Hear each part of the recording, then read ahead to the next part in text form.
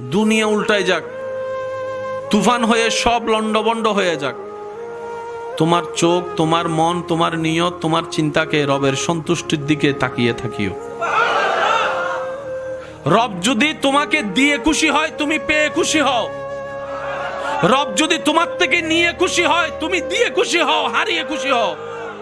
কারণ যে বান্দা রবের খুশিতে সন্তুষ্টি মনে হতাশা ছাড়া খুশি থাকতে পারে, রব্বুল আলামিন ফিদ দুনিয়া হাসনাতাও ওয়া ফিল আখিরাতি হাসনাতার, দুনিয়া আখিরাতের নিয়ামত সে বান্দাকে দান করেন। সুবহানাল্লাহ। যে হা হুতাশ বেশি করে তার কাছে হারানোর সম্ভাবনা বেশি। যে শুকরিয়া বেশি করে, ধৈর্য ধরে অপেক্ষা বেশি করে, নিয়ামত তার কাছে আসবেই বেশি। এটাই চিরন্তন বাস্তব সত্য। চিৎকার দিয়ে বলেন সুবহানাল্লাহ।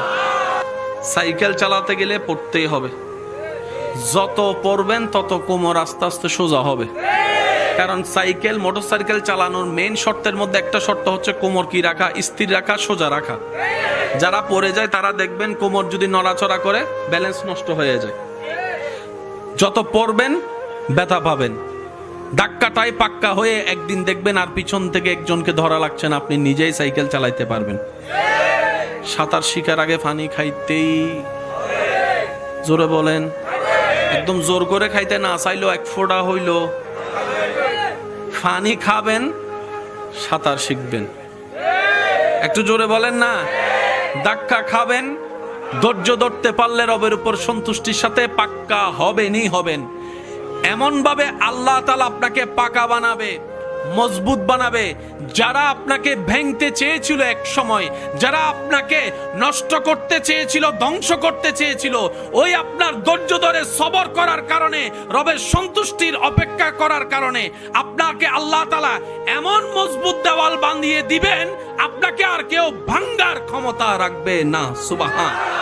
জান্নাতের রাস্তা কয়টি বলেন না ভাইয়া? ইহদিনাস সিরাতাল মুস্তাকিম। জান্নাতের রাস্তা কয়টি? কিন্তু ৭৩ দল বলে ৭৩টি রাস্তা হয়ে গিয়েছে।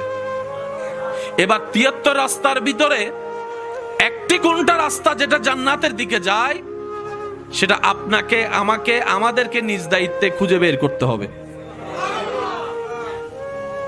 দায়িত্ব আমাদের, খুঁজে বের করার দায়িত্ব। এবার নিজের ভুলে, নিজের দোষে যদি আল্লাহ মাফ করুক ভুল পথও চলে যায়, আফসোস করা ছাড়া দ্বিতীয় কোনো উপায়। এবার বান্দা তো অপারগ, বান্দা তো অসহায়। রব বলে যে তোদেরকে আমি জান্নাত দিতে চাই। বান্দা খুঁজে নেওয়ার দায়িত্ব, সেই পথ তোদের।